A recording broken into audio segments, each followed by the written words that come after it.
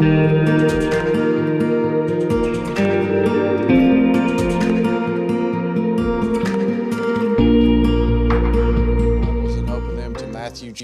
chapter 17, and we are going to continue on where we left off last week. The two narratives, the one last week and the one this week, they do flow right into the other one.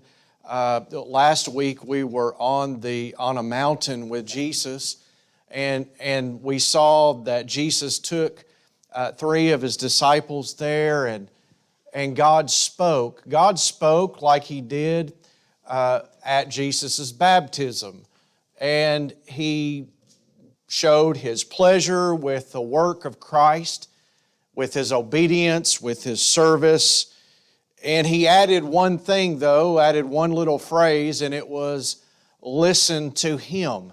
That is a very, very important addition to the voice of God upon Jesus. Three of His disciples were able to hear this. They come down off of the mountain, and then we wonder, wow, with such a monumental moment in the life and ministry of Jesus, this has got to be, if God spoke at His baptism, and then God speaks again at the Transfiguration, why can't things be different? Will they be different? Maybe now it is all going to begin. We're going to see the Messiah be revealed. We're going to see people just start to realize and look at Jesus for who He is. God said who Jesus was, and He said to listen to Him. Would God just do a miracle on the whole world and open up their eyes to who Jesus is? Well, maybe that's probably the expectations of the disciples who were with Him. They saw all this, and that would probably be their heart's desire, is that people would now know the Lord like they know the Lord. I've seen Jesus in all His glory, might Peter say. And John and James were there as well, and they might say, we've heard the voice of God, and this is the one.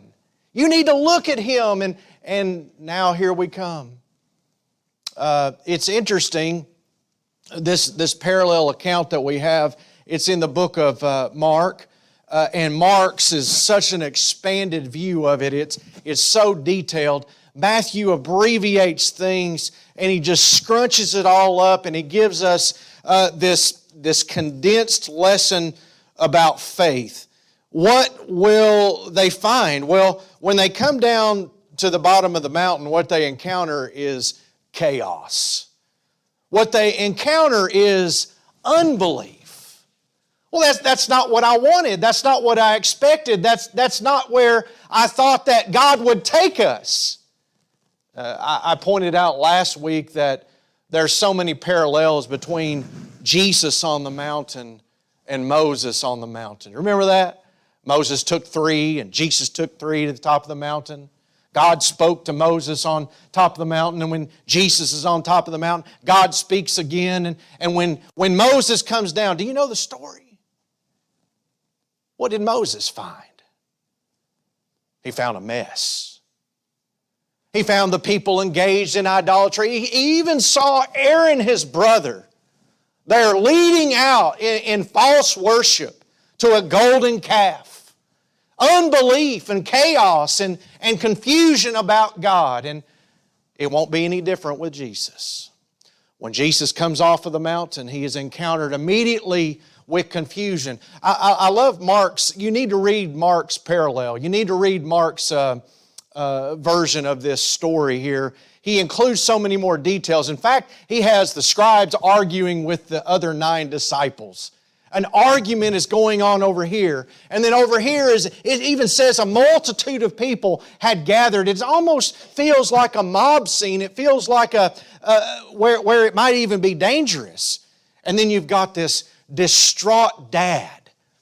I love the story here because it is a triumphant and victorious story for one. It is a faith story.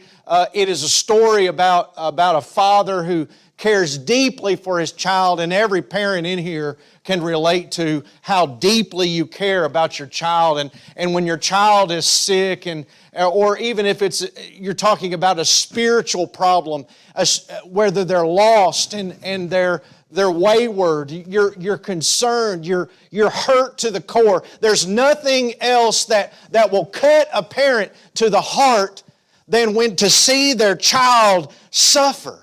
And this suffering is a physical suffering, but there's also a spiritual suffering as well. The first thing I want you to see this morning is the absence of faith.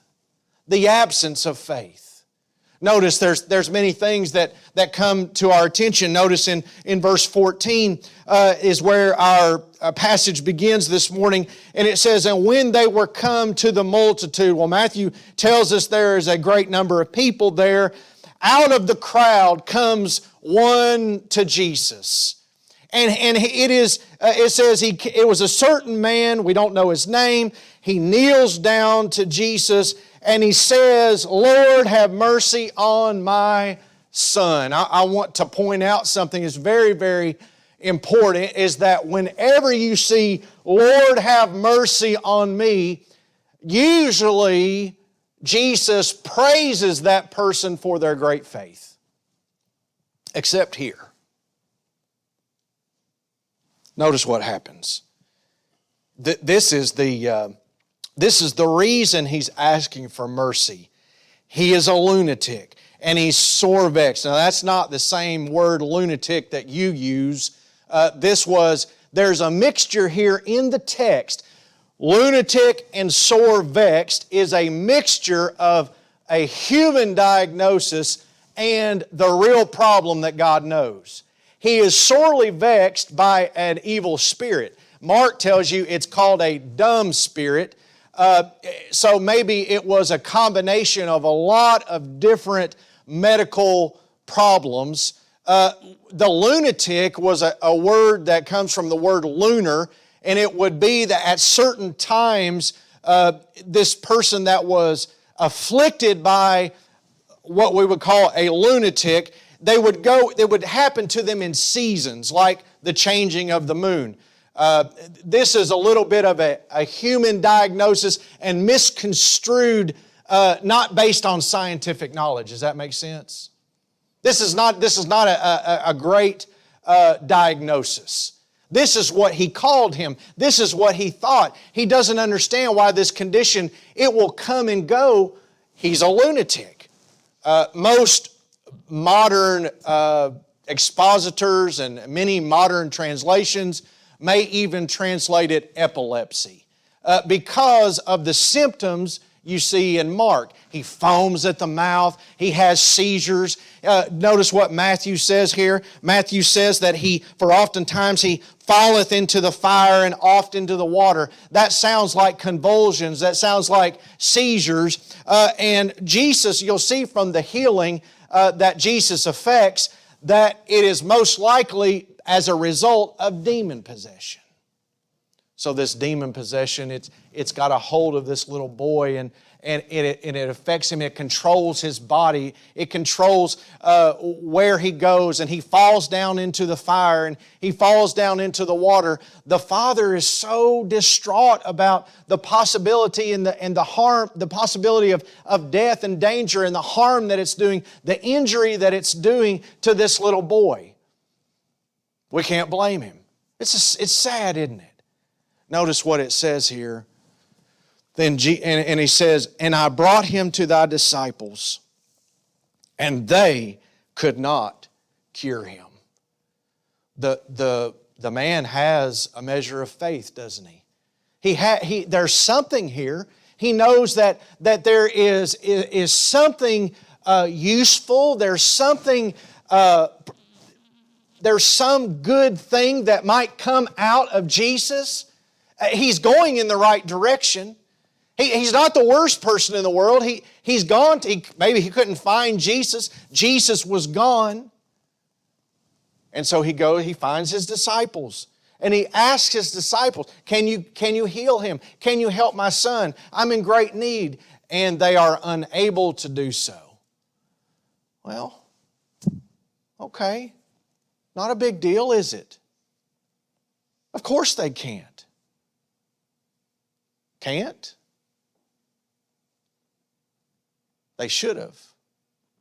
They've been given the authority over demons. They've been authority to heal and to do miracles in chapter 10 when Jesus commissioned them and gave them the authority to do so in His name. I'm going to come back to that in just a minute. They have been given that ability. They have been given that authority. And that's why Jesus says, notice this, in verse 17, then Jesus answered and said, O faithless and perverse generation, how long shall I be with you, and how long shall I suffer you? Bring him hither to me. Well, we're taken aback, aren't we? I'm appalled at Jesus' response to this situation. By the way, you really do need to read the passage in Mark, because at this point in the story, we're really not sure if the Father had a genuine faith yet until after the healing. He says, Lord, I believe, and help mine unbelief after the healing. Notice this though. What is Jesus saying? O faithless and perverse generation.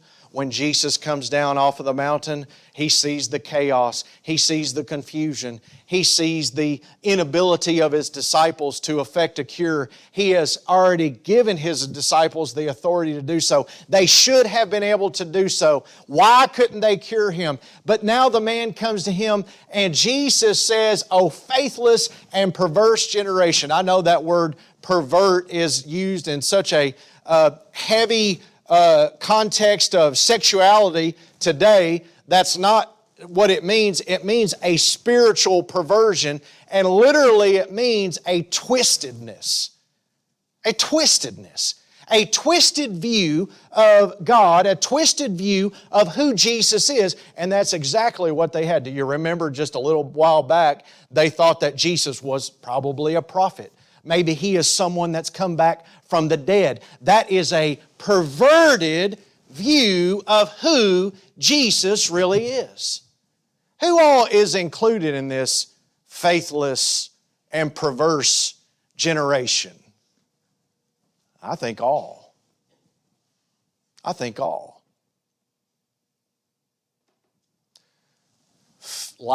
Not what is faithless. It means exactly what the word means. It means no faith at all.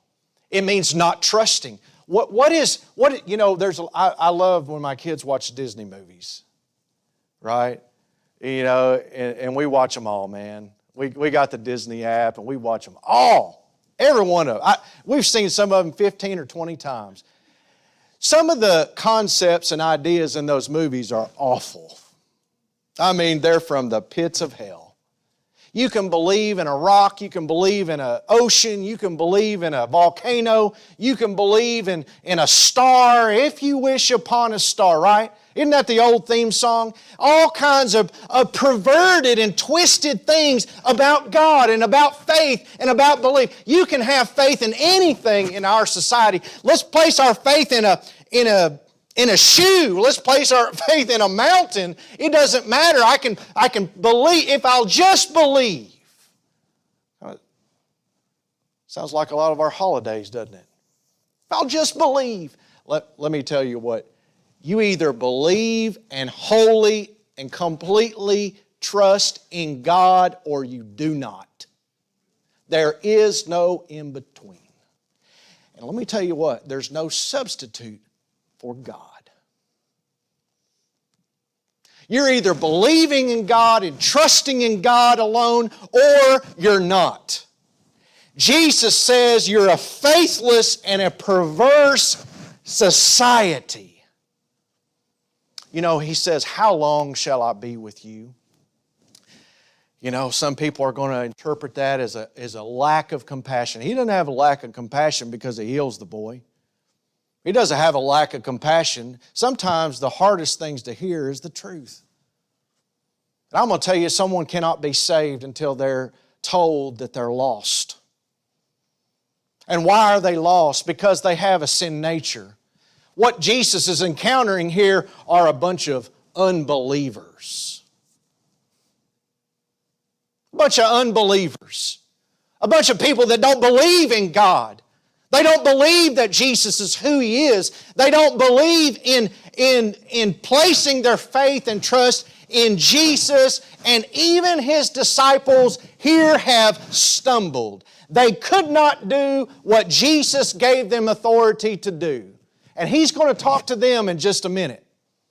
Faithless, lack of faith, not trusting God. And not just that, a perverted and a twisted view of God. Who is Jesus? Well, He's a great prophet. That's a perverted view of God. What is God doing? Well, He's going to remove the Roman Empire and He's going to install His Messiah. You don't know what you're talking about. That's not what Jesus came to do. Jesus came to save humanity from their sins, to die on a cross, to die in shame for you. Not to ride in on a white horse and conquer the Roman Empire. This is not a political problem. This is a sin problem. When Jesus comes down here and everyone is concerned about the government and everyone's concerned about society and everybody's concerned about the issues at hand, but Jesus says there's a greater problem here. It is your sin. You are faithless and you have a perverted view of God. I'm going to tell you, it makes us all kind of pause for just a second, doesn't it? What is my view of God? And is it a realistic and is it accurate? Do I really understand what God is doing in the person of Jesus Christ? Do I really trust God? Am I a faithful person, or is there times where I do not believe? And stop believing in a mountain. And stop believing in a rock, and stop believing in an ocean. Stop believing in a wishing well. False things and perverted things that we place our trust in my own ability. Well, that's just not practical, Brother John. We can't do that. Can't? Well, just hold that thought. Hold that thought, because Jesus has something to say about that. Notice what He says. He says, how long shall I be with you, and how long shall I suffer you? How long should I put up with you?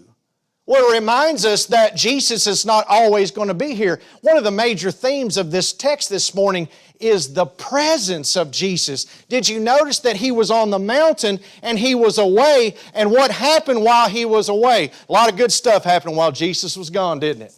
No, actually, it all went the other direction. It all went haywire. His other 9 disciples are down here on the mountain trying to act like someone that they're not, and they are unable to continue the ministry of Jesus while He is not there. And Jesus says, I'm not going to always be with you. This is important stuff.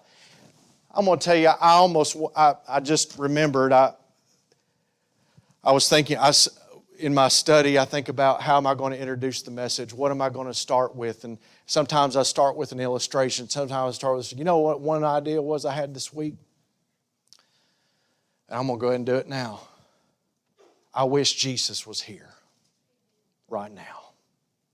Because I'm going to tell you something, I'd ask Him some questions, because I got a lot of questions. I want to know why this happens over here. Why does this person refuse to answer your call and be obedient to you? Why does this person do this, and why does this person not do this? I got questions. What are we doing in this church, Jesus? And what do we need to do? I need direction, Jesus. But guess what? He's not here. He's not here. Oh, I wish He was. Do you know how many hours I'd love to spend, how many days I'd love to spend with Jesus in that study right there? Can you imagine Jesus right next to you, and you be able to ask Him questions and ask for guidance in your life and be able to ask Him, do I have this right? Am I thinking about this right, Jesus? Am I interpreting this situation? A lot of times our interpretations of a situation is exactly right. The question is, what do we do next? That's what I want to ask Jesus. Now what do I do? What do I do? He's not always going to be with you. He's not going to be there. And I'm going to tell you what, Jesus was frustrated here. You can tell. A man at the end of his rope comes up to Jesus and gets down on his knees and says, Lord, have mercy on me. And Jesus responds, faithless and perverse generation, how long shall I be with you? And how long shall I put up with you? Jesus is frustrated. Now let me tell you what he's frustrated about. He's frustrated about sin, and he's frustrated about a lack of faith. About a lack of faith. This is the second thing I want to give you this morning. Beginning in verse 19, is the power of faith. The power of faith. You notice there back in verse 18, Jesus rebuked the devil. So it could have been an epileptic seizure that he was having. It could have been some kind of medical thing that was happening to him that... Jesus said, I know what the problem is. It's a devil, and he rebuked the devil. All he had to do was say the words, and it's gone. It departed out of him, and the child was cured from that very hour. It was not a process. It was a miracle that Jesus did. Jesus was frustrated at their lack of faith. Jesus is beside himself at their perversion, at the sin that is occurring, all the chaos and confusion that's surrounding him. But he is compassionate. He's a compassionate Lord. And now he's going to talk about the power of faith. Notice what happens there in verse 19. Then came the disciples to Jesus. You see the parallelism, don't you? Jesus comes down to the mountain. He comes down to the world. And the man comes running out, and he came to Jesus. And Jesus dealt with him, and Jesus dealt with the problem. And then the disciples, they come to Jesus apart, and that means alone. That means privately. And they said, why could we not cast him out? I'm going to tell you the answer is in their question. You see it? What are they asking? Why couldn't who? We. Why couldn't we cast him out? Because Jesus is going to show them that you can't do anything without the Lord. Faith is not some kind of magic. Faith is not something, you don't believe in faith, you believe in God. Well, I've got faith, and that. Do you have faith, or is your faith the means to believing who God is and depending on God? The answer is in God.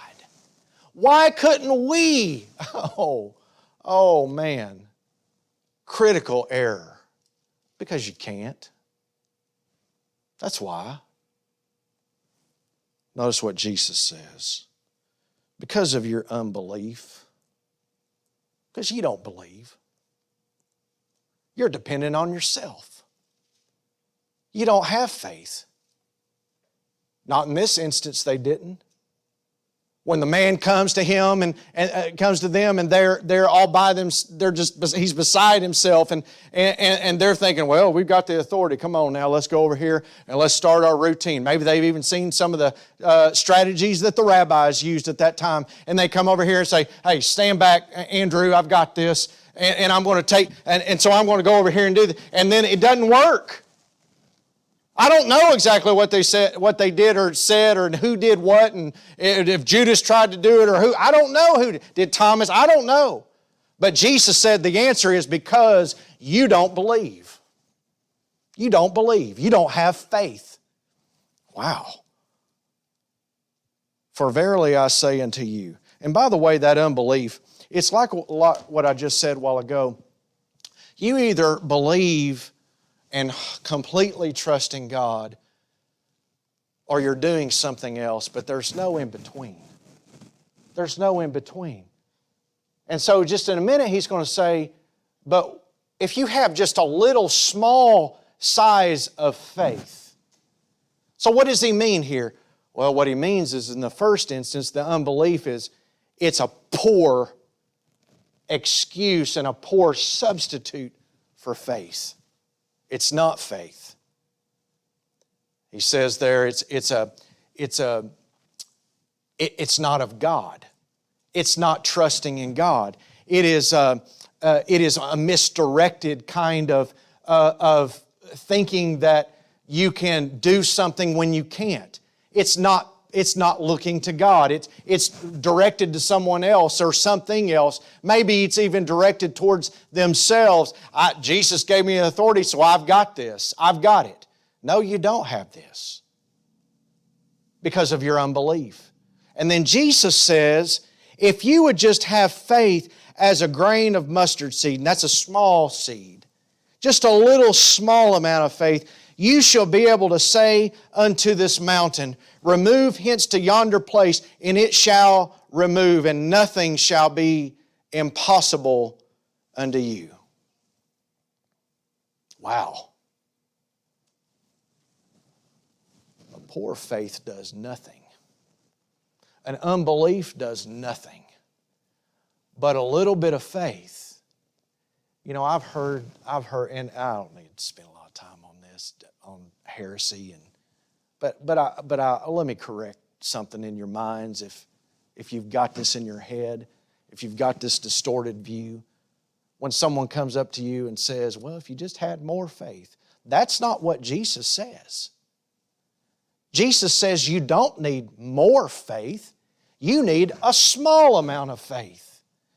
Because a small amount of faith in a big God, and this big God can do things that'll blow your mind. He can cause that mountain that they just walked off of. They just came off of a mountain, didn't he? It's probably in his background. I wonder if Jesus probably even pointed to it and said he could take this mountain and move it into the sea if you just had a little bit of faith. You know, Jesus doesn't, and God doesn't, it's rain, y'all. It's rain. It's water droplets that come out of the atmosphere, and sometimes it hits the roof and it makes noises. Jesus knows you. He knows where you're at in your life. He knows you're not perfect. Did you know that when He saved you, He knew what you would do later on? He knew all the mistakes you were going to make in your life. And He knew your faith was small. If your small faith is enough in an 11, 12-year-old or 9-year-old, however old you were when you were saved, 20 years old, you're just being introduced to the gospel and you have a small amount of faith. If a small amount of faith is able to save your soul, small amount of faith can move mountains. Because I'm going to tell you something, moving a mountain and being saved, it's about the same. From your perspective, from my perspective it is. Because I can't save myself. Who in the world do we think we are? I'm going to march up to the throne of God and proclaim my righteousness. You can't do it. You can't sanctify and make yourself holy. You must be cleansed. You must be declared righteous by God. You don't self-proclaim your righteousness. But here's how you're saved. You place your faith, a small amount of faith, in a big God who has provided a way of salvation for you. He died for me. He's washed my heart, cleansed my heart, and made me free from the shackles and the chains of sin. I'm like a prisoner. That Jesus has come and He has the key and He unlocks the shackles from my wrists and my ankles, and now I'm able to come to God and present myself before God. And God says, I declare you righteousness based upon the blood of my Son. That's a mountain that you cannot move on your own. That's a mountain that's moved by a small amount of faith and a big God. Let me clarify one thing and I'm going to bring it to a close. Does this mean that believers now have a license? I can ask for anything that I want from God. I want a new car. I want a new truck. I want a new house. I want a new job. I want a new life. I want this to be fixed and that to be fixed. Does that mean that if I have a small amount of faith that I can have all these things? It's all in the sphere of the will of God. Because the one who you have faith in is the one that you love and the one that you trust, not to give you everything that you want, but I trust you, God. You will give me everything that I need. And God, here's another example. Here's another how you would articulate it. God, I know it's not your will for people to die and go to hell. I'm praying and I believe that you will save my family member. You will save my neighbor. And I promise you this, God will work in their life. He will answer your prayer. He will answer your prayer. That doesn't mean that everyone you pray for is going to be saved. It doesn't work like that either, does it? Because God's given us a free will. You've got a choice. It's like everybody else has a choice. When Jesus comes off that mountain, all He sees is unbelievers.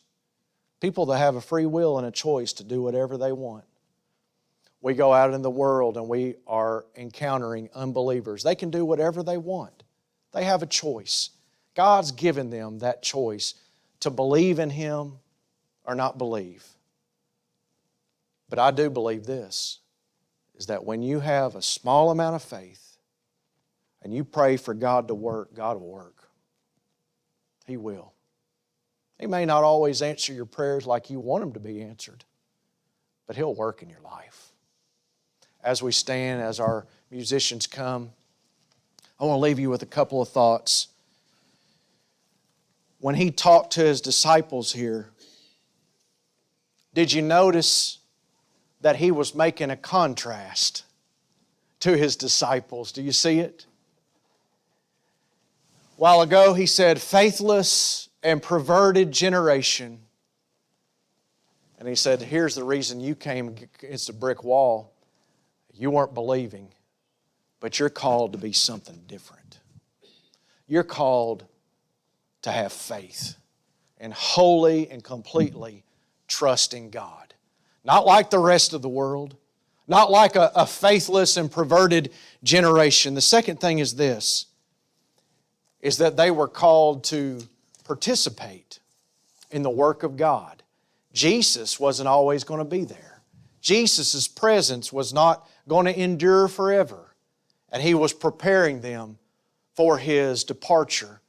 And He's going to go to the cross and He's going to die. And He's saying, I'm not always going to be here. You are going to continue my ministry while I'm gone. And here's what it's going to require. Not great talents, not great skills. It's going to require faith. It's going to require you to believe in God.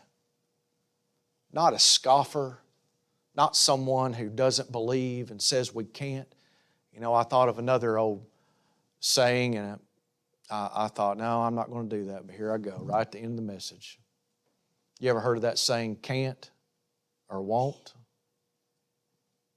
Is it can't or is it won't? Won't you believe today? Won't you be a believer today as we sing?